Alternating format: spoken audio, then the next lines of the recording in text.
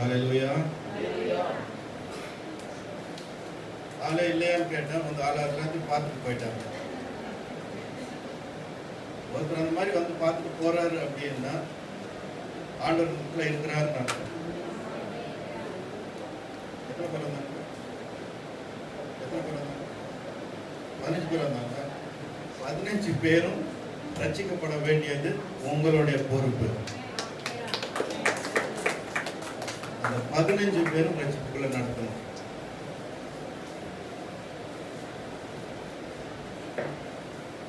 அந்த 15 பேரையும் நீங்க ரட்சிப்புக்குள்ள எப்படி நடத்தணும்? ஜெபம் பண்ணி நடத்துங்க. அப்ப இந்த ஏரியாவில் ஊழியம் இருக்கு. ஆமே, என்ன கவனிக்கிறீங்களா? இந்த ஊழியம், இந்த ஏரியாவில் என்ன இருக்கு?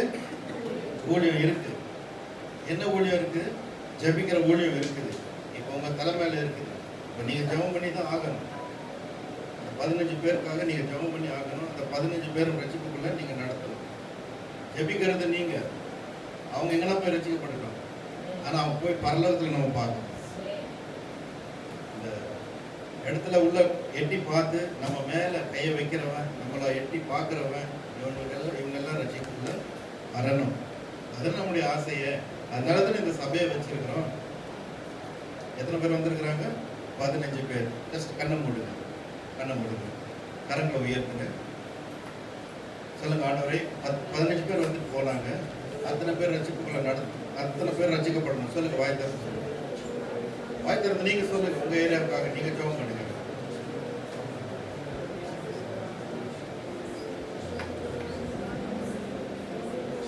அவர்கள் எல்லாம் ரட்சிப்புக்குள்ளாக நடத்துவீராக.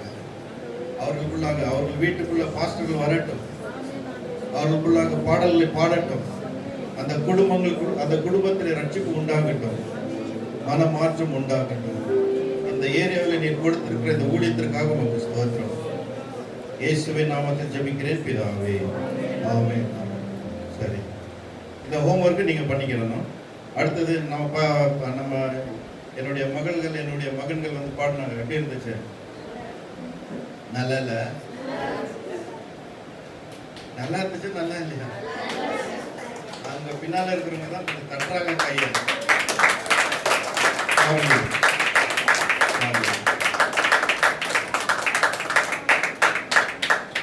உங்களை ஊக்குவிக்கிறதுக்காக ஒரு 2 வார்த்தைகள் அவங்க என்ன சொல்றாங்கன்னு கேட்போமா?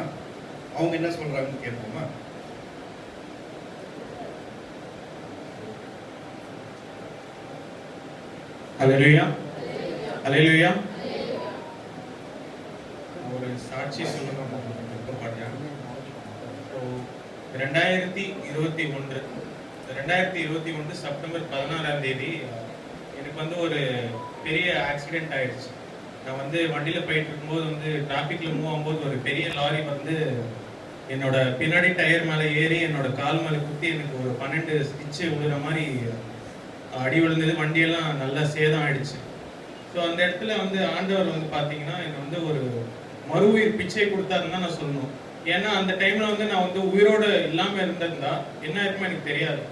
ஆண்டவர் வந்து பார்த்தீங்கன்னா இந்த இடத்துல நான் வந்து இங்கே பேசுறேன்னா அது வந்து ஆண்டவரோட சித்தம் தான். இப்போ வந்து நான் அந்த உயிரோட வந்து இப்போ இந்த சாட்சி சொல்றேன்னா அது வந்து ஆண்டவரோட சித்தம் தான். அப்படி ஆயிடுச்சு. நான் வந்து அப்புறமா டாக்டர் வந்து ஒரு 12 ஸ்டிச் போட்டுட்டாங்க.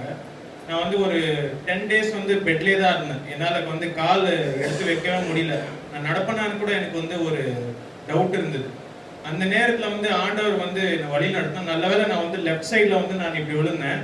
நான் ஒருவேளை ரைட் சைடில் நான் விழுந்திருந்தா அந்த டயரில் மாட்டி என்னோட தலை நசுங்கி வந்து நான் உயிர் எழுந்திருக்கலாம்.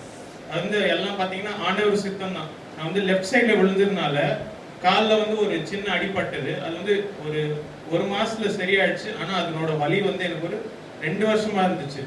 அதுலேருந்து நான் வந்து எங்கே போனாலும் அதுலேருந்து ஒரு பாடம் நான் என்ன கற்றுக்கினேன்னா, நம்ம எவ்வளோ தூரம் எந்த இடத்துல நம்ம போகிறாலும் சரி, வீட்டிலேருந்து வண்டியில் போகிறோமா நடந்து போகிறோமான்னு எதனா இருக்கட்டும், நம்ம வந்து ஆண்டவர்கிட்ட ஜெபிச்சுட்டு போனோன்னு சொல்லிட்டு அன்னைக்கு பொருத்தனை பண்ணது தான் இன்னைக்கு வரும் சரி. இன்னைக்கு கிளம்பி வரும்போதும் சரி, நான் ஆண்டவர் இடத்துல வந்து நான் ஜெபிச்சுட்டு வரேன்.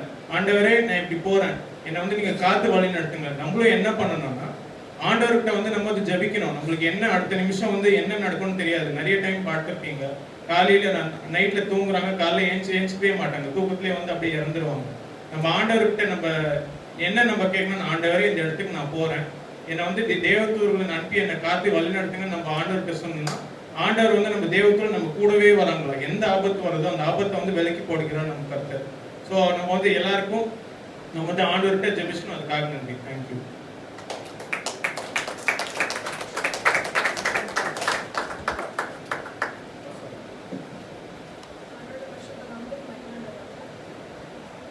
ஆண்டோட பரிசுத்த நாமத்துக்கு முன்னாடியாக நான் ஆண்டவர் வந்து என் வாழ்க்கையில் நிறையவே பண்ணியிருக்காரு, நிறைய அற்புதங்கள். அதில் ஒன்று என்னன்னா, நான் 12th முடிச்சுட்டு I needed to study engineering பண்ணுறோம்னு ஆசையாக இருந்துச்சு. ஸோ அந்த டைமில் நான் வீட்டு பக்கத்தில் இருக்கிற காலேஜ் எல்லாம் விசாரிச்சு பார்த்தா வருஷத்துக்கே 12 lakhs அந்த மாதிரி, 1 year 4 years 1 yearக்கே 12 lakhs அந்த மாதிரி இருந்தப்போ ஐ prayed to God that ஒரு கவர்மெண்ட் எக்ஸாம் எழுதினேன். எக்ஸாம் எழுதி I got a good score and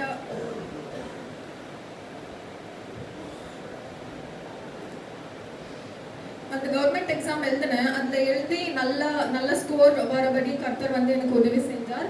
அதன்படி அந்த கவர்மெண்ட் எக்ஸாம் எழுதி எனக்கு வந்து சீட் கிடைச்சிச்சு காலேஜில். இப்போது நான் கரண்ட்லி இன்ஜினியரிங் தான் படிச்சுட்டு இருக்கேன். வருஷத்துக்கு வந்து நான் 12 லட்ச ரூபாய் கட்ட வேண்டிய இடத்துல இப்போ I am just paying 1.5 lakhs. வெறும் 1.5 லட்ச ரூபாய் மட்டும்தான் நான் பே பண்ணுறேன் வருஷத்துக்கு. ஸோ கடவுள் வந்து இதன்படி எனக்கு வந்து உதவி செஞ்சார். ஆண்டோட வருஷத்தை மட்டும் மகிழ்வுடன்.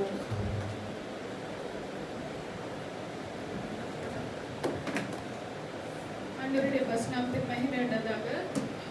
இதை சொல்லலைன்னா நான் வாழ்க்கையில் வந்துட்டு ஒரு டேர்னிங் பாயிண்ட்டாக நான் சொல்லுவேன். என்னன்னு சொல்கிறேன்னா, நான் வந்துட்டு படிப்பு முடிச்சுட்டு இன்டர்ன்ஷிப் பண்ணிட்டு இருந்தேன். இன்டர்ன்ஷிப் பண்ணிவிட்டு நான் வந்துட்டு ஜாப் ஆஃபருக்காக தேடிட்டு இருந்தேன். நான் வந்துட்டு பிஎஸ்சி பண்ணியிருக்கேன். பிஎஸ்சி பண்ணிவிட்டு இன்டர்ன்ஷிப் முடிச்சுட்டு என் ஃப்ரெண்ட்ஸ் என் கூட இருந்தவங்க எல்லாமே ஜாப் தேடினாங்க. ஆனால் நான் மட்டும் ஒரே ஒரு வாரம் தான் வீட்டில் இருந்தேன். ஒரே ஒரு வாரம் வீட்டில் இருந்துட்டு எனக்கு சடனாக ஒரு ஆப்பர்ச்சுனிட்டி வருது. அந்த ஆப்பர்ச்சுனிட்டி வர்றதுக்கு முன்னாடி நான் என்ன ப்ரே பண்ண தெரியுங்களா? ஆண்டவரே, நான் உங்களிடத்தில் ஒப்பளிச்சு விடுறேன். ஏசப்பா, நான் வந்துட்டு யார்கிட்டயும் போய் நான் சொல்லலை, இந்த மாதிரி நான் உங்ககிட்ட சொல்லியிருக்கேன். ஆண்டவர் எனக்கு அப்போ தோணுது ஒரே ஒரு விஷயம் என்னன்னா, ஒரு கடுகளவு வந்துட்டு நம்ம வாழ்க்கையில நம்ம ஃபேத் வச்சிருந்தா, நம்பிக்கை வச்சிருந்தா என்ன ஆகும், அதுவே போதும்னு சொல்லிட்டு நம்ம ஆண்டவர் நம்மளுக்காக சொல்லியிருக்காரு. அதே போல நான் என்ன பண்ணேன், ஜஸ்ட் ஒரு ரூம்ல போயிட்டு தனியா நான் வந்துட்டு முட்டிக்கால் போட்டு அந்த இடத்துல ப்ரேயர் பண்ணேன். ஆண்டவரே, நான் உங்களுக்கு சொல்லியிருக்கேன், எனக்கு வந்துட்டு நான் வீட்டில் இருக்க ஒரு வாரம் ஆச்சு, எனக்கு இப்போ ஒரு வேலை வேணும். அந்த வேலைக்காக நான் உங்கள்கிட்ட ப்ரேயர் பண்ணியிருக்கேன். நீங்கள் வந்துட்டு உங்கள் சித்த என்னமோ அதை நடத்துங்கன்னு சொல்லி நான் ப்ரேயர் பண்ணேன். அதே ஒரு வாரத்துக்கு அப்புறம் என்ன ஆச்சுன்னா, எனக்கு ஒரு நல்ல ஹாஸ்பிட்டலில் ஒரு ஆஃபர் வந்துருச்சு.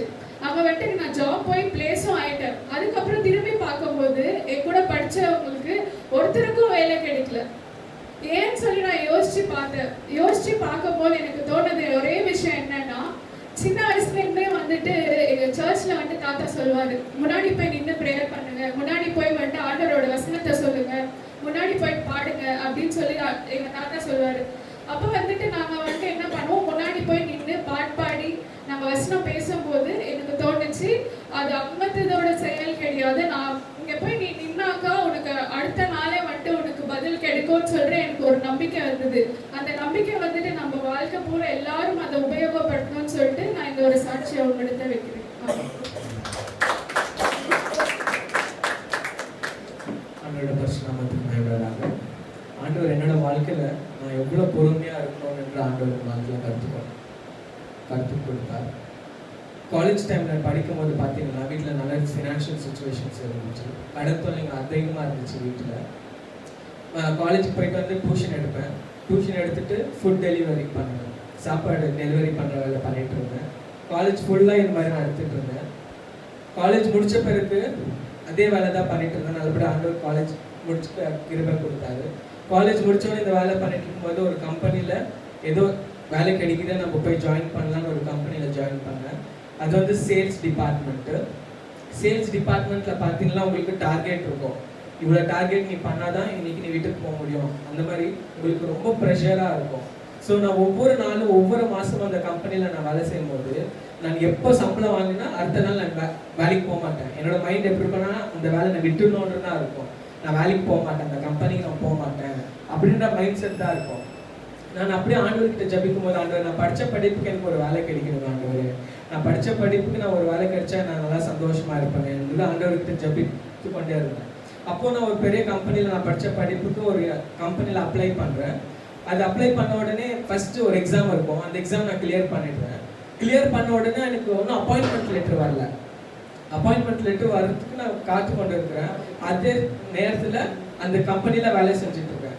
ஒவ்வொரு மாதமும் இப்படியே சம்பளம் வாங்கிட்டு நான் விட்டுருவேன், வேலை போக மாட்டேன். திருப்பி என்னோட மேனேஜர் நீ வா அப்படின்னு கூப்பிடுவாங்க. திருப்பி கடைசியில் 6 மாதம் கழிச்சு எனக்கு ஒரு அப்பாயின்மெண்ட் லெட்டர் கிடைச்சிது அந்த கம்பெனியில்.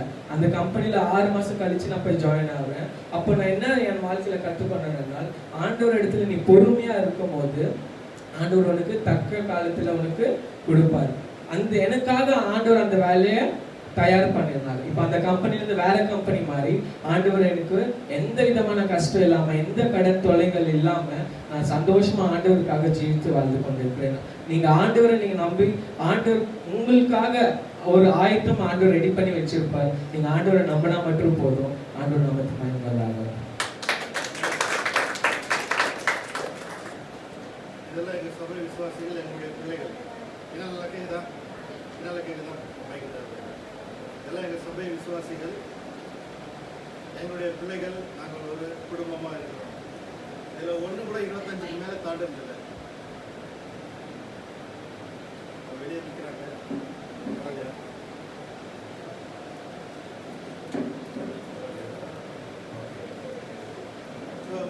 இந்த சின்ன வயசுலேயே ஆண்டவருக்காக ஜொலிக்கணும். இந்த சின்ன வயசுல ஆண்டவருக்காக நிற்கணும், முன்னால நிற்கணும் அப்படின்ற ஒரு ஆசை, ஒரு தாகம் பாருங்க. அந்த மாதிரி எங்கள் சபையில் இவங்கெல்லாம் நின்னாங்க. ஆண்டவர் விடல, தூக்கிட்டாங்க. எங்கள் சபையில் இந்த மாதிரி தான் சபை. ரொம்ப பெரிய ஒவ்வொரு நல்லா இல்லை, இந்த மாதிரி தான் இருக்கும். ஆனால் அந்த சபையில் இன்ஜினியர் இருக்கிறாங்க, டாக்டர் இருக்கிறாங்க. இன்னொரு மாதிரியே பார்க்குறீங்க. ஆமாம், நர்ஸ் இருக்கிறாங்க. நிறைய டிபார்ட்மெண்ட்டில் இன்னும் நிறைய பேர் வருவாங்க.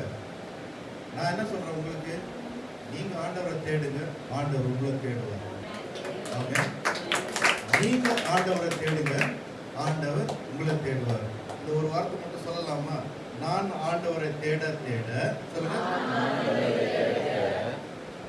நான்